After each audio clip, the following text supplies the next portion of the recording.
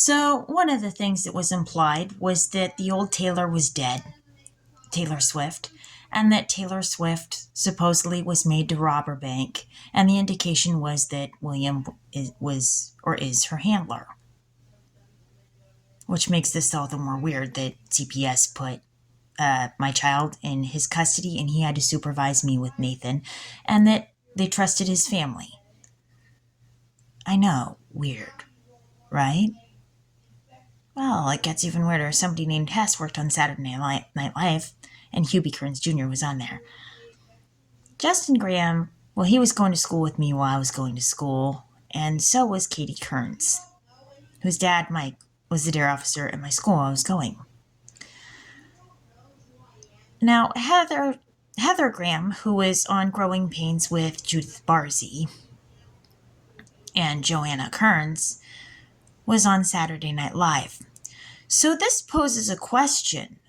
Why would Kalen be dumb enough to be the getaway driver for Taylor?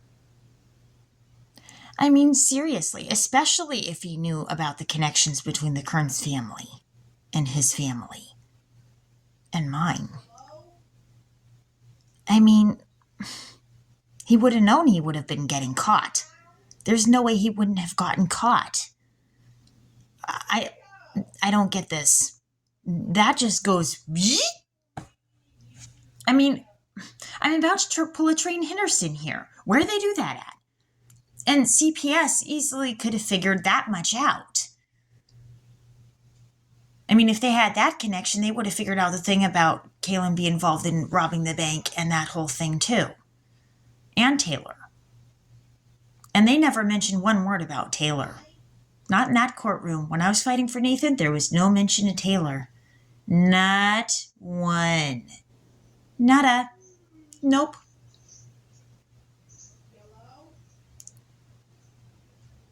So why would Kalen participate in robbing a bank knowing that he was likely to get busted?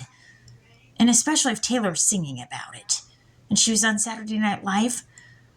I mean, the Kearns family could figure that one out, and they had somebody in law enforcement. Yeah, this is just weird.